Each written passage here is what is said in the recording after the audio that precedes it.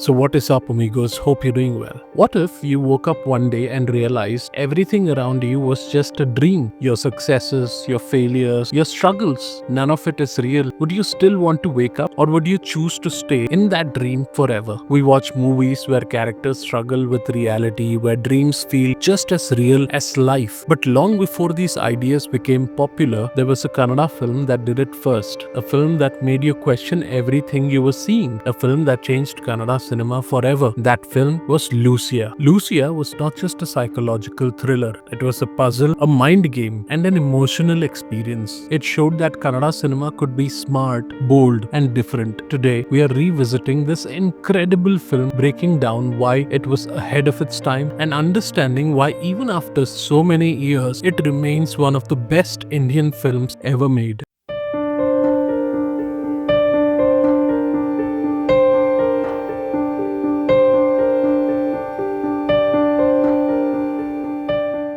Now, before Lucia, Kannada cinema was stuck in a loop. Big studios only invested in safe, commercial films. Producers wanted action, comedy, romance, but no one wanted to take risks. Independent filmmakers had great ideas, but no money to make their films. This was the problem that Pawan Kumar faced. He had a unique story to tell, but no producer wanted to back it. They said it was too complicated, too risky. Instead of giving up, Pawan Kumar took a big gamble. He asked the audience to fund the movie. This was India's first crowdfunded film. People who believed in good cinema contributed money not knowing if it would work. They didn't just fund the movie, they became a part of something historic. When Lucia finally released, it proved that audiences want smart films too, not just the big budget entertainers. It was a turning point in Kannada cinema. The story of Lucia is simple but layered. We follow Nikki, a poor theatre worker who suffers from insomnia. His life is tough, he works long hours, barely earns enough, and struggles with loneliness. Then he comes across a mysterious drug called Lucia. This drug lets him dream vividly, so vividly that the dreams feel just like real life. Soon, Nicky finds himself living two different lives. One in color, where he is the same struggling theatre worker trapped in a life of hardships. One in black and white, where he is a rich, successful movie star loved by everyone. At first, it seems all clear, right? One is real and the other is a dream.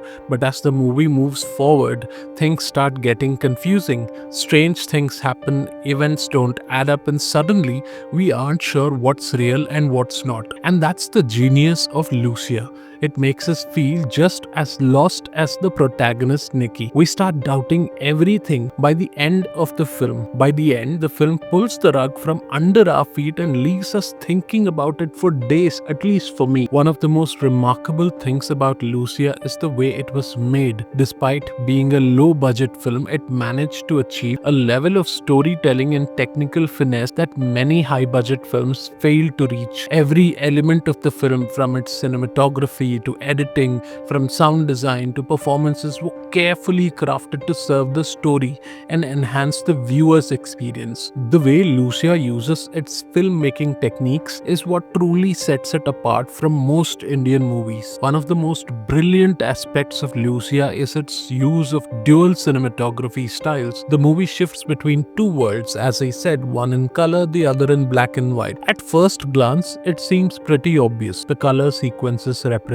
real life, while the black and white sequences represent the dream world. This gives the illusion that we as an audience are in control. We think we understand what's happening, but as the film progresses, the way these two timelines interact starts to feel less predictable. The smooth transitions between these two worlds create an immersive experience, making the viewer feel just as lost and confused as Nikki. Instead of just showing us a story, Lucia makes us live through it. The cinematography plays an even bigger role when we notice how it shapes our perception of reality. The dream world, filmed in black and white, looks clear, structured, absolutely clean. The real world, filmed in color, looks raw, uneven, and imperfect. This is the opposite of what we usually see in movies. Typically, dreams are shown in bright, vibrant colors, while real life is dull. But Lucia does the opposite, subtly making us believe that the black and white world is more peaceful and perfect. This small trick subconsciously subconsciously makes us want to believe in the dream rather than reality. Just like Nikki, the film plays with our minds not just through storytelling but through visual presentation. Another standout element in Lucia is its editing. The film uses a non-linear narrative, meaning the story is not told in a simple beginning to end format. Instead, we see pieces of different timelines, forcing us to actively piece them together. This approach makes the movie much more engaging as the audience has to think and connect the dots instead of being spoon-fed information. The smooth shifts between dreams and reality feel natural yet unsettling. Often when a movie switches between two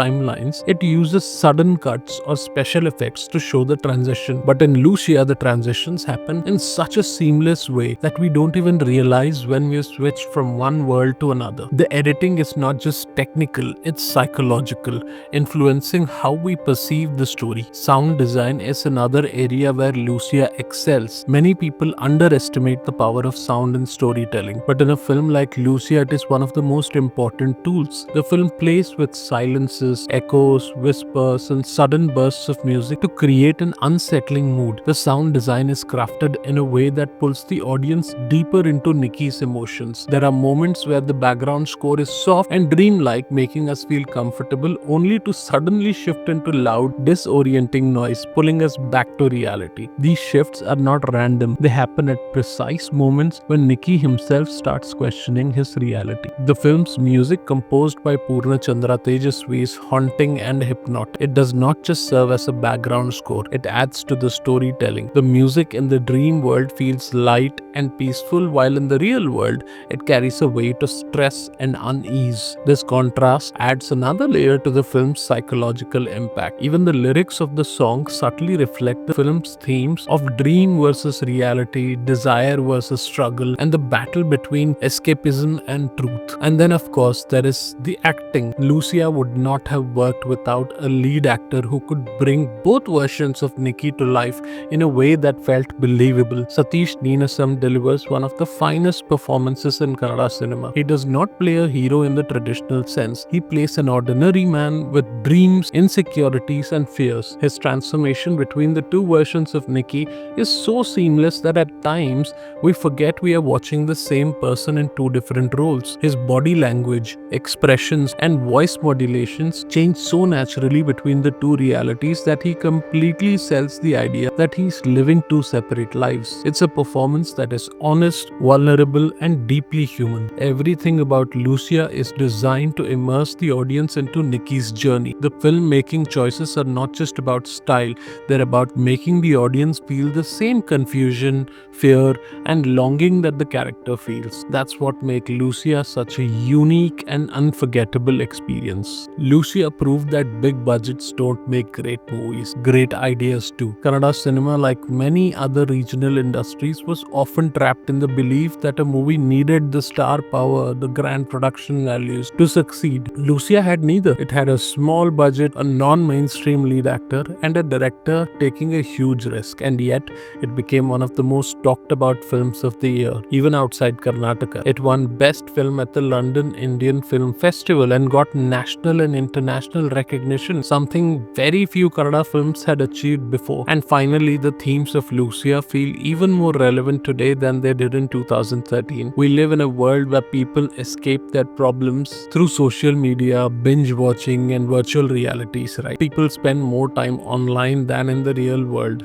building fake realities where they feel happier. Isn't that exactly what Lucia was trying to say? That sometimes dreams can be more tempting than real life, that we are all in some way trying to escape into a world that isn't real. Even today, when you rewatch Lucia, it still feels fresh, it still makes you think, and that is the mark of a truly timeless film. Now, even after more than a decade, Lucia remains one of the greatest films in Kannada cinema. It was ahead of its time then, and it still feels relevant now. It is not just a film, it is an experience, and experiences like these don't fade away, they stay with you. But what if all of this is just another dream? Think about it. Please do like, share, and subscribe, and don't forget to wake up.